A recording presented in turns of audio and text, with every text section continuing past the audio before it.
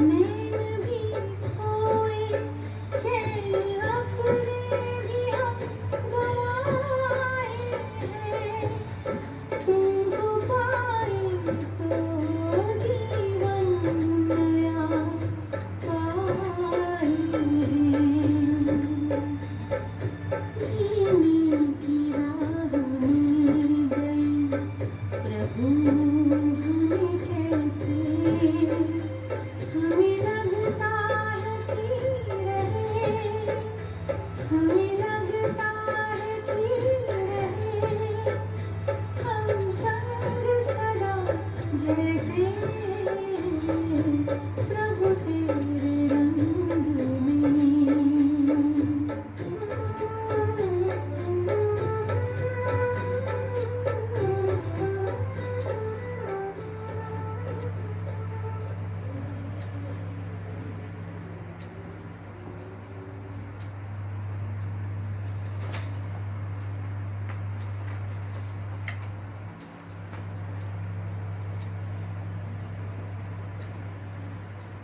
ओम शांति। आज 25 जुलाई 2020। आज भगवान ने बोला है मीठे बच्चे, देह अभिमान छोड़ देही अभिमानी बनो। देही अभिमानियों को ही ईश्वरीय संप्रदाय कहा जाता है। प्रश्न है, तुम बच्चे अभी जो सत्संग करते हो यह दूसरे सत्संग से निराला है कैसे? उत्तर में है, यही एक सत्संग है जिसमें तुम आत्मा और परमात्मा का ज्ञान सुनते हो। यहाँ पढ़ाई होती है, एम ऑब्जेक्ट भी सामने है। दूसरे सत्संगों में ना पढ़ाई होती है ना कोई एम ऑब्जेक्ट है। ओम शांति। रूहानी बच्चों प्रति रूहानी बाप समझा रहे हैं, रूहानी बच्चे सुन रहे हैं। पहले पहले बाप समझाते हैं, जब भी बैठो तो अपने को आत्मा समझकर बैठो, देह न समझो। देह अभिमानी को आसुरी संप्रदाय कहा जाता है, देही अभिमानियों को ईश्वरीय संप्रदाय कहा जाता है। ईश्वर को देह है नहीं, वो सदैव आत्मा अभिमानी है। वो है सुप्रीम आत्मा, सभी आत्माओं का बाप, परम आत्मा अर्थात ऊंचे से ऊंचा। मनुष्य जब ऊंचे से ऊंचा भगवान कहते हैं तो बुद्धि में आता है वो निराकार लिंग रूप है। निराकार लिंग की पूजा भी होती है। वो है परमात्मा, यानी सभी आत्माओं से उस है वो भी आत्मा, परंतु उस आत्मा वो जन्म मरण में नहीं आते हैं। बाकी सब पुनर्जन्म लेते हैं और सभी है आत्मा। तो एक ही बाप है। ब्रह्मा विष्णु शंकर भी रचना है, मनुष्य सृष्टि भी सारी है रचना। रचना को बाप कहा जाता है। पुरुष को भी रचना कहा जाता है। स्त्री को एडॉप्ट करते हैं, फिर उनसे क्रिएट करते पालना करते हैं, बस विनाश नहीं करते हैं। और जो धर्म स्थापक होते हैं वो भी क्रिएट करते हैं, फिर उनकी पालना करते हैं, विनाश कोई भी नहीं करते। बेहद का बाप जिसको परमात्मा कहा जाता है, जैसे आत्मा का रूप पिंडी है वैसे ही परमपिता परमात्मा का भी रूप पिंडी है। बाकी इतना बड़ा लिंगो जो बनाते हैं वो सब भक्ति मार्ग में पूजा के कारण। भिंडी की पूजा कैसे हो सकती है? भारत में रुद्र यज्ञ रचते हैं तो मिट्टी का शिवलिंग और शालिग्राम बनाकर फिर उनकी पूजा करते हैं, तो उनको रुद्र यज्ञ कहा जाता है। वास्तव में असली नाम है राजस्व अश्वमेध अविनाशी रुद्र गीता ज्ञान यज्ञ, जो शास्त्रों में भी लिखा हुआ है। अब बाप बच्चों को कहते हैं अपने को आत्मा समझो, और जो भी सत्संग है उसमें आत्मा या परमात्मा का ज्ञान ना कोई में है ना दे सकते हैं। वहाँ तो कोई एम ऑब्जेक्ट होती नहीं। तुम बच्चे तो अभी पढ़ाई पढ़ रहे हो, तुम जानते हो आत्मा शरीर में प्रवेश करती है। आत्मा अविनाशी है, शरीर विनाशी है। शरीर द्वारा पाठ बजाती है, आत्मा तो अशरीरी है ना। कहते भी है नंगे आए हैं नंगे जाना है। शरीर धारण किया फिर शरीर छोड़कर नंगे जाना है। यो बाप तुम बच्चों को ही बैठ कर समझाते हैं। यो भी बच्चे जानते हैं भारत में सतयुग था, हाँ तो देवी देवताओं का राज्य था, एक ही धर्म था। यो भी भारतवासी नहीं जानते हैं। बाप को जिसने नहीं जाना उसने कुछ नहीं जाना। प्राचीन ऋषि मुनि भी कहते थे हम रचना और रचना को नहीं जानते हैं।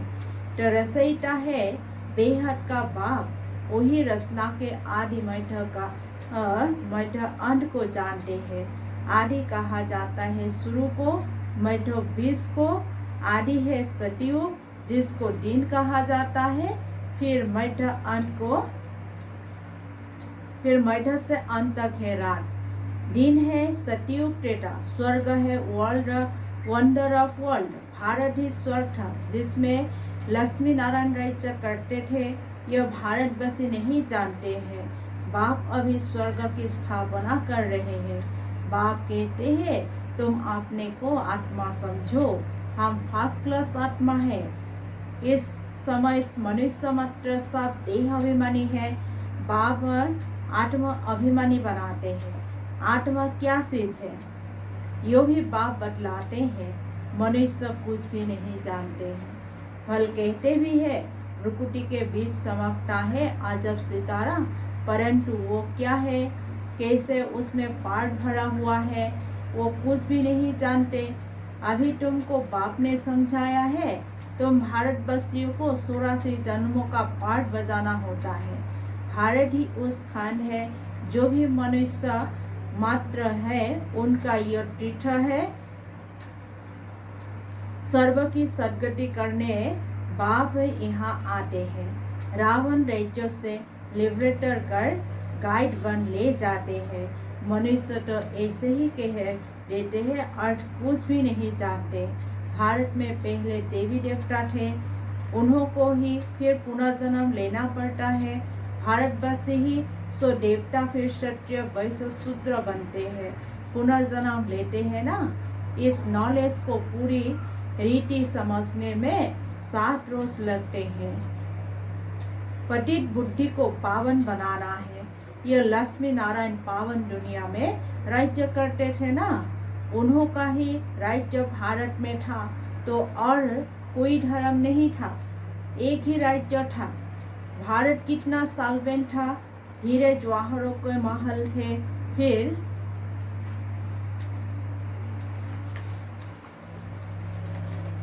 रावण राज्य में पुजारी बने हैं।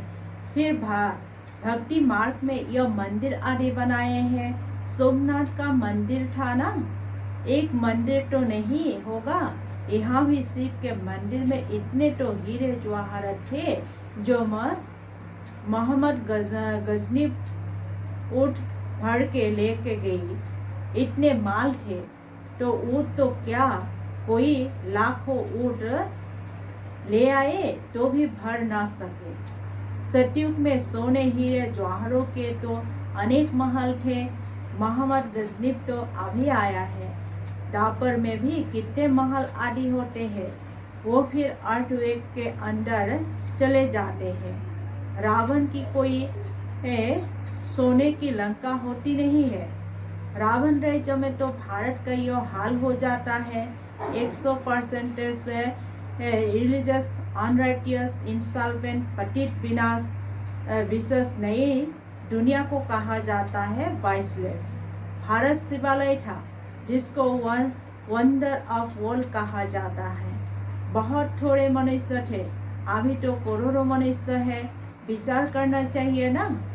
अभी तुम बच्चों के लिए यो पुरुषोत्तम संगम युग है, जबकि बाप तुमको पुरुषोत्तम पारस बुद्धि बना रहे हैं। बाप मनुष्य से देवता बनने की तुम्हें सुमत देते हैं। बाप की मत के लिए ही गाया जाता है तुम्हारी गट मत न्यारी। इसका अभी अर्थ कोई नहीं जानते। बाप समझाते हैं, मैं ऐसी श्रेष्ठ मत देता हूँ जो तुम देवता बन जाते हो।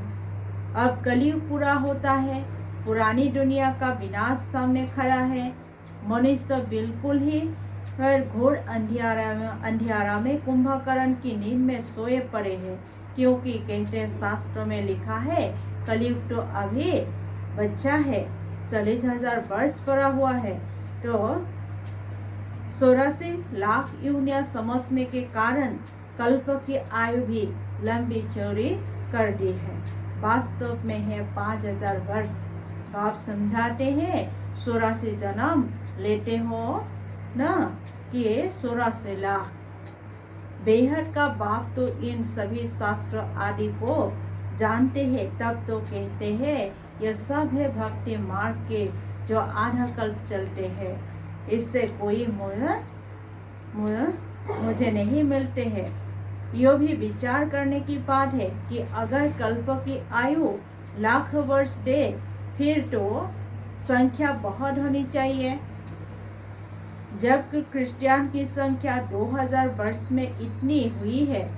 भारत का असल धर्म देवी देवता धर्म है, वो चला आना चाहिए, परंतु आदि सनातन देवी देवता धर्म को भूल जाने के कारण कह देते हैं हमारा हिंदू धर्म है। हिंदू धर्म तो होता ही नहीं। भारत कितना ऊंच था, आदि सनातन देवी देवता धर्म था तो विष्णुपुरी थी, अब है रावणपुरी। वो देवी देवता 84 जन्म के बाद क्या बन गए हैं। देवताओं को 22 समझ अपने को विश्व समझ उनकी पूजा करते हैं। सतयुग में भारत 22 था, नई दुनिया थी जिसको नया भारत कहते हैं। यो है पुराना भारत। नया भारत क्या था, पुराना भारत क्या है। नई दुनिया में भारत ही नया था और पुरानी दुनिया में भारत भी पुराना है। क्या गति हो गई है। भारत ही स्वर्ग था, अभी नर्क है। भारत मोस्ट सॉल्वेंट था, भारत ही मोस्ट इंसॉल्वेंट है। सबसे भीख मांग रहे हैं, प्रजा से भी भीख मांगते हैं। यह तो समझ की बात है ना। आज के देह अभिमानी मनुष्य को थोड़ा पैसा मिला तो समझते हैं हम तो स्वर्ग में बैठे हैं। सुखधाम स्वर्ग को बिल्कुल जानते नहीं, क्योंकि पत्थर बुद्धि है। अब उन्हें पारस बुद्धि बनाने के लिए 7 रोज की भट्टी में बिठाओ, क्योंकि पतित है ना। पतित को यहाँ तो बिठा नहीं सकते, यहाँ पावन ही रह सकते हैं, पतितों को अलाउ नहीं कर सकते हैं। तुम अभी पुरुषोत्तम संगम युग पर बैठे हो, जानते हो बाबा हमको ऐसा पुरुषोत्तम बनाते हैं। यह सच्चे सत्य नारायण की कथा है। सत्य बाप तुमको नर से नारायण बनने का राजयुग सिखला रहे हैं। ज्ञान सिर्फ एक बाप के पास है, जिसको ज्ञान का सागर कहा जाता है, शांति का सागर, पवित्रता का सागर। यह उस एक की ही महिमा है, दूसरे कोई की महिमा हो नहीं सकती। देवताओं की महिमा अलग है, परमपिता परमात्मा शिव की महिमा अलग है। वो है बाप, कृष्ण को बाप नहीं कहेंगी। अब भगवान कौन ठहरा, अभी भी भारतवासी मनुष्य को पता नहीं है। कृष्ण भगवानोपास कह देते हैं। यो तो पूरे 84 जन्म लेते हैं, सूर्यवंशी सो चंद्रवंशी सो वैश्यवंशी। मनुष्य हम सो का अर्थ भी समझते नहीं। हम आत्मा सो परमात्मा कह देते हैं। कितना रंग है। अभी तुम समझते हो कि भारत की चरती कला और उतरती कला कैसे होती है। यह है ज्ञान, वो सब है भक्ति।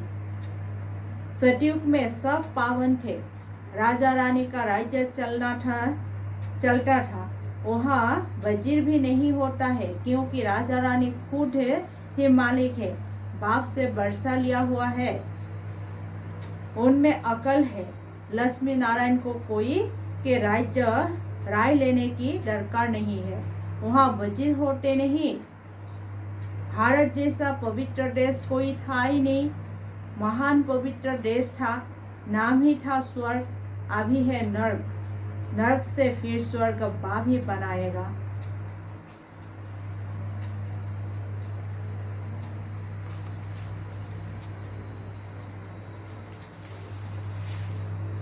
अच्छा, ओम शांति। मीठे मीठे सिक्योरिटी बच्चों प्रति माता पिता बाप दादा का याद प्यार और गुड मॉर्निंग। रूहानी बाप की रूहानी बच्चों को नमस्ते। रूहानी बच्चों की रूहानी बाप दादा को भी याद प्यार गुड मॉर्निंग, नमस्ते नमस्ते और नमस्ते। धारणा के लिए मुख्य सार नंबर 1, एक बाप की सुमत पर चलकर मनुष्य से देवता बनना है। इस सुहावने संगम युग पर स्वयं को पुरुषोत्तम पारस बुद्धि बनाना है। नंबर 2 है 7 रोज की भट्टी में वेद पठित बुद्धि को पावन बुद्धि बनाना है। सत्य बाप से सत्य नारायण की सच्ची कथा सुन नर से नारायण बनना है। बाबा ने वरदान दिया है, फरिश्तेपन की स्थिति द्वारा बाप के स्नेह का रिटर्न देने वाले समाधान स्वरूप भव। फरिश्तेपन की स्थिति में स्थिर होना यही बाप के स्नेह का रिटर्न है। ऐसा रिटर्न देने वाले समाधान स्वरूप बन जाते हैं। समाधान स्वरूप बनने से स्वयं की व अन्य आत्माओं की समस्याएं सतह समाधान हो जाती है। तो अब ऐसी सेवा करने का समय है, लेने का साथ देने का समय है। इसीलिए अब बाप समान उपकारी बन पुकार सुनकर अपने फरिश्ते रूप द्वारा उन आत्माओं के पास पहुंच जाओ और समस्याओं से ठगी हुई आत्माओं की थकावट उतारो। स्लोगान है, बैठ से बेपरवाह बनो, मर्यादाओं में नहीं। ओम शांति।